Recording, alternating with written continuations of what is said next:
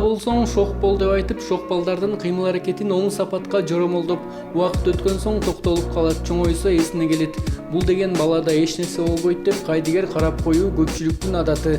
Бирок илимий негизде алганда гиперактивдүүлүк ашыкча шоктук же болбосо тынып тынчыбоо бул баланын эркелөөсү эмес, тескерисинче сизден көңүл бурууну каалап жаткандыгынын белгиси. Адистердин айтымында ашыкча гиперактивдүү балдар кыймыл аракети аркылуу чоңдордун назарын бурууга аракеттенишет. Гиперактивдүүлүк дегенде бул эми көбүнчө баланын дагы эле ата эненин балага болгон мындайча айтканда көңүлүнүн жоктугу да. Мындайча айтканда анча балага көңүл бурбайт. Балага көңүл внимание керек, мындайча айткандачы, орусча айтканда внимание. Ал көңүл бурууну каалайт. Бала көңүл бурууну каалаган учурда ал көптөгөн ишмердүүлүк менен, иш аракет менен өзүнө көңүл бурдурууну аракетин көрө баштайт да. Андай учурда бул көбүрөөк бала көбүрөөк туура эмес маалыматтарга көбүрөөк ээ болуп калышы мүмкүн, себеби өзүнүн кандайдыр бир центр вниманияга алып келиш үчүн, ата эненин көңүлүн буруш үчүн өзүнөчү өтө туура эмес иштерди кылып коюшу мүмкүн. Бул биринчиси.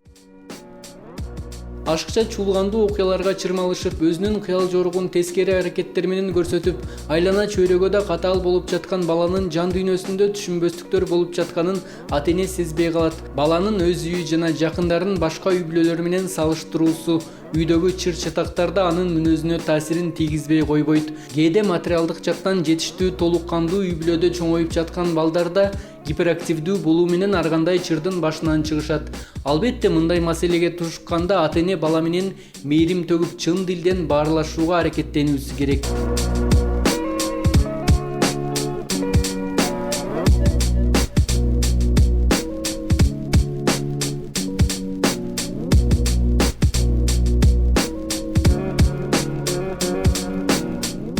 Экинчиси, балада жанагындай бир жумушту акырына чейин аткарбоо көндүмү өнүгүп калат да. Бир жумушту баштап, кайра ал жумушту аягына чыга албай, экинчи жумушка өтүп кетүү көндүмдөрүчү.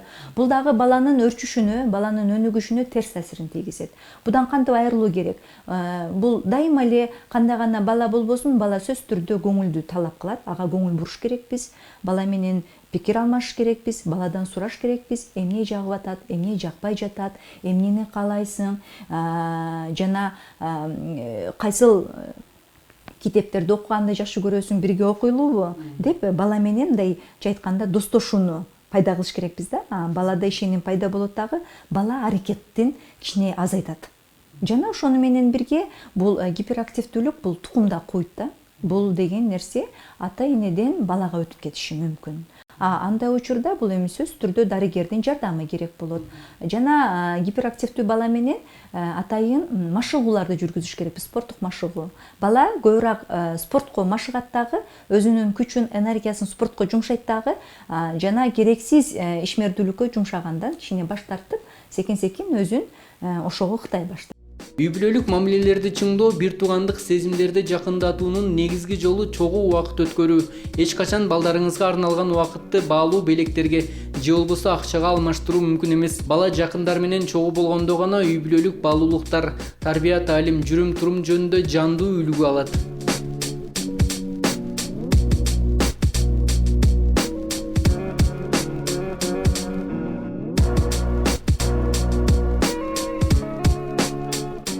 Атайын баланы алаксытуучу, баланын ички сезимдерин ойготуучу көндүмдөрдү аткарсак, бул көндүмдөргө сүрөт тартуу кирет, бала менен сейилдөө кирет, мындайча айтканда бирге пикир алмашуу кирет да. Мына ошондой көндүмдөрүн аткарсак, баладагы агрессия сезимдери кичине пасаңдайт дагы, ата энеге болгон ишеним же болбосо курбуларына болгон ишеними арттырылат. Гиперактивдүүлүк тукум куучулуктан өтүүсү да ыктымал. Бул учурда дарыгерлер тарабынан психостимулдоочу дары-дармек жана эксперттик тапшырмалар менен дарылоо этабынан өтүлөт.